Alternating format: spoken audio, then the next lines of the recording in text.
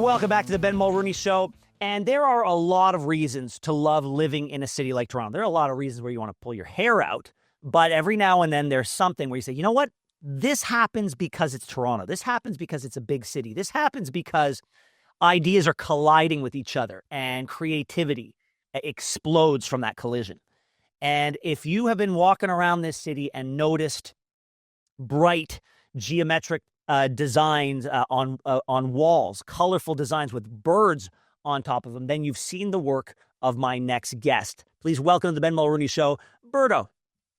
Nice to see you, my friend. Thank you, good sir, for having me. Okay, so talk to me about, do you feel a certain responsibility or what emotions do you feel when somebody allows you or asks you to put your vision in a public space that so many people are going to see and collide with? The word responsibility, that's the word. Yeah. Because typically I've been blessed. A great introduction, by the way. Toronto's the city I live in and I love, but I've been blessed to paint internationally. I paint, I groove, and then I leave. Yeah. And it's there for the community. It's no longer in my hands. So responsibility is a great word. And I think my promise is always like, I'm going to leave it all out on the floor. Yeah. I'm going to give you my heart and soul. And I do my best. I mean, I'm just like, it's better than a gray wall, isn't it? Yeah, it is. It is better. There's a connection to it. There's energy that comes from your murals. There's bright colors. There's optimism, which I think we need in this city. Take me back to your roots. You were a graffiti artist. Yes, sir, I was. And what is similar between the old days and today, and what's different? The 100% the similarity. You know, it's obviously a controversial subculture, but there's something about, I'm sure there's an addictive quality to graffiti. We call it getting up. So you just continually put your presence out there in the world. That's a similarity. I keep continuing to strive for my, as I've said, piece de resistance. Yeah. And so it's just like, okay, I've painted a 20-story building. What's next? Yeah. Can I paint on the moon? Can I, so I think that's like definitely an overlap. I just want to keep going and growing. What's different is I paint in the day, listening to music, eating pizza, and enjoying myself without the cloak, in the darkness. Was there a moment between those two chapters that sort of linked them? Was there one piece of work that allowed you to transition from one to the other? No, there was a moment. It was being placed in handcuffs, and I'm a sweet boy. That's not the world I live in. So there's a thing about maturity that I think we've all navigated on Earth, and it's a subculture to get energy out, I think, and there is some graffiti that I think is important with its messaging. But generally speaking, it's for the boys to get out there. So I made the choice to just be like, I'm tired of, honestly, I feel like give back. Yeah. And then we took off from there. So if public art, an art that you put out there for the public to consume in a city like Toronto, which you said is your home, is it a reflection of you or is it a reflection of the city? That's I hope I don't get too metaphysical here. That the best compliment I ever received when I was painting was a lady. She was just like, I feel your inner workings in the work, your aura, your soul. So topically, no, I'm not a deep artist. It's more to brighten a corner. I want people to just for a second kind of look over and be like, I like that. That's nice. So that's reflective of me. But generally speaking, with my aesthetic, it's like, is there something that resonates with the community that's within my motif? Let's hit it. So, but when you go to a city like Miami or Detroit or Mexico City or other places, do you sort of do any research into that city to have that inform what you're going to be painting for them? Absolutely. Yeah. I'm a research junkie. I'm terrible. What sort of research? I mean, it's local. It's just internet research. It's maybe is somebody there that I can just jump on a call with. Obviously, like the interpersonal is always the route to success. So, and why birds? Why birds, Ben? I love freedom. Yeah. Yes, I sir. get it. I get it. Yeah. You know, when my dad passed away, all of a sudden, as a family, we just started noticing cardinals, red cardinals, wherever we looked. Yeah. And I'd never, I'd never seen a cardinal before, really. I think I'm at two in my life. And now they pop up everywhere. And we are convinced that that is in some way a connection to my dad. I've heard that, and I just painted via Toronto Community Housing, which was a very special project. And there was well, actually, to elaborate on your previous question, there was a whole community engagement. I went to the housing district and met the people, and it was cacophonous. There was a lot of shouting and a lot of opinions.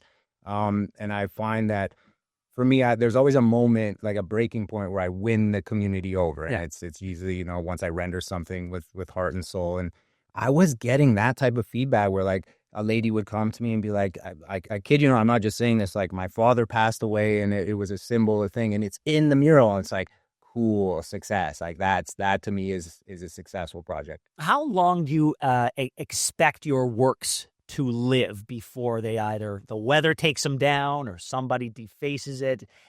And are you precious about it? Do you go back and look at it, or do you say, you know what, it's going to live and breathe and die? It's we have to grasp that it's ephemeral. Yes, I used to be more heartbroken in the earlier days.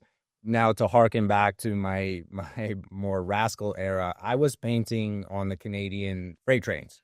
And there was something like, I would always rationalize. I'm like, they're hunks of steel. Like, it's all good. But you would paint it and then it would go away. Yeah. You'd never see it again. So I think sort of mentally that was where I started. So, I mean, you don't love I kid you, the amount of energy that I put in. It's hard work. It's hard physical labor. So Do you do it all yourself? I do 90% of the things all myself, but massive shouts out to, you know, Jeff and Ryan recently helped me with this massive blue jay I just did. So I can't. Oh, I know. It's incredible. Yeah. Thank you. Yeah. Thank you. So you know, you said you're still looking for your pièce de résistance, perhaps the moon, but probably closer to Earth. Is there a city that you've got your eyes on that you're just chomping at the bit to put your Birdo paws all over? No, but I think with my journey, what's been, I'd say, one of the funner aspects of my journey is I could bang off a list of 10 cities I want to go to and hang out in and take in the culture. But with the painting, I kind of just go where it takes me. And I think that's sort of the exciting nature, because I would never, we talked about it before, like, I would never go to Iraq, I don't think. And this journey brought me to such a place, or Moscow. And so I think I kind of like, I put it out there and we'll see where it takes me. Lastly, do you do like, if somebody sees a mural of yours and they say, I need to get a Birdo original, do you do commissioned art on a smaller scale? Yeah, I do. It's less abundant, just because of my time constraints, but absolutely. I think I always say, if someone takes an interest in me, I take a massive interest in them. And I think that's the artist's way. It's such a blessing. Well, Birdo, I want to thank you very much for joining us. I very much appreciate it. And I think we're coming back after the break, right? So I got lots more. Perhaps we'll have people call in as well. So don't go anywhere. More with Birdo when we come back on the Ben Mulroney Show. Welcome back to the Ben Mulroney Show. Normally on this show, you hear me as the old guy screaming at clouds, complaining about some level of government, some contrived ineptitude. And that's not what we're doing today. Today, we are celebrating talent, and we are celebrating the beautification of this city through art with Toronto's very own Birdo. So tell me about the latest project in Yorkville. Oh, yes, sir. Well, this is the one. How do I outdo this? I am affiliated with a wonderful gallery called Tagliatella, and they, my good friend, dear friend, the gallery owner and director, created a mural fest, Yorkville Murals. So it's, it's like promotional, and he is a brilliant, he's brilliant at what he does. And I believe a part of the dance with the arts is like, give an artist an opportunity to do their thing, to see their vision. And we've been kind of playing with this idea of painting a parking lot that can only be seen from above. And I was like, okay, I'll do it. It's going to be hard work. I've done it before. Yeah. how can I really, really push myself? So I rendered a blue jay like painterly as I would on a small scale on a canvas on a like there is it's the equivalent of a 20-story building Yeah. on the ground. It was laborious in a heat wave, and I could not be more proud of it. I think I was there at the beginning of it because when did you start working on it? It was, yeah, it was like I'm foggy because it literally it's the fog of war in a sense. What paint. So I was like, it was like a week and a half ago, last couple weeks. I was there like at least 2 weeks ago, and I was like, what are they doing up here? Because I'm just used to hash marks letting me know where I can park, and there was so much more going on. I'm so glad I got an answer to that. I can't wait to. I mean, I'm not gonna be able to see it from that vantage point, but You gotta get a helicopter. Yeah, I'll get a helicopter. Yeah. Speaking of which, during the break, I figured out what your raison d'être, chef d'oeuvre should be. Okay. Okay? Because it's probably the most visible white canvas in the city. Can you think what I'm saying? 100% Sky Dome. Exactly. I've The south side of it, the sort of the rounded shell, that's just sitting there with hundreds of thousands of people in their cars going by every single day. Well, I want to even like amplify it. Remember mad fold-ins? Yeah. And do a mad fold-in, so when it opens and closes, it blows my mind that they have not offered that up to artists to do something. Every year a different artist. It would be incredible. I agree. Yeah. Hey, Rogers. Roger here. Hey, look at this this. friend. This is our $1 million idea. It's my idea. I'm a gift to you. I think it'd be fantastic. Another artist whose face is shrouded in mystery is Banksy. And a lot of comparisons there.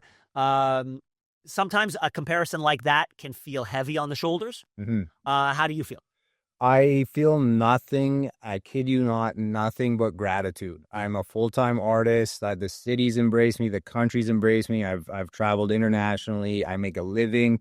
There is nothing there. There's nothing but a daily sentiment of thank you. But Banksy's a titan. Banksy is the top. He's the top of the pyramid. He's deserved it, and yeah, all the flowers go to him. Yeah, the public art is it can be a statue, and it can be or it could be a painting on a wall. I mean, but it's there to. It's honestly, when I see a mural anywhere in the city, it almost always makes me stop because it's just not something that I take for granted because I know that it could be gone the next day. I love to hear that, sir. Yeah, it's the impermanence of it that makes me want to take stock of it. Well, what do you think of this? Because I agree, and one of my part of my ethos is because I actually here's a little tidbit into behind the mask. I used to work in advertising, and I answered the call to adventure 10 years ago. Best decision I've ever made. We are bombarded by visual communication. There's adverts everywhere, and I think artists generally speaking, it's like we're not trying to sell you anything. We're trying to give you our everything we have. And I think that as just a sentiment alone is special. So does that mean you would rule out ever working on an ad campaign? My whole thing is, again, okay, artists have to make a living, but I'm an old like 90s rap hip hop kid, and we don't use the word selling out like we used to. So it's so weird. Like we were very adamant about that. Yeah. If I like in my day to day am okay with the brand, yeah, let's have the conversation. I'll have a coffee with anybody. Yeah, no, there's no such thing as a bad conversation. That's right. Yeah, you got to keep that door open because you never know where a partnership could come together, and sometimes you wouldn't even see it coming until it's actually put in front of you. Usually you don't. No, usually you don't. No, but like I could see you on like iPod cases or AirPod cases. Okay. Wherever I'm seeing a white canvas. Yep. Yeah, I think but I'm telling you, it's that Sky Dome thing. Sorry, Rogers Center. We got to make that happen. That blimp shot on a day where it's closed. Well, no, but I think you like anyone going up to the CN Tower. Yeah. There's the right above it. Yeah. Let's Oh, go. what, like, I cannot believe it's been sitting there for so long. Yeah. It just, we ran out of time. See, this is what happens with good conversation. Birdo, thank you so much for doing what you can for this city. You're doing a great job. Would love to see you again. My pleasure. Thank you so much, All sir. right. Thank you, my friend. Thanks so much for watching the show. Now, if you enjoyed what you saw, hit that subscribe button so you never miss another episode of The Ben Mulroney Show.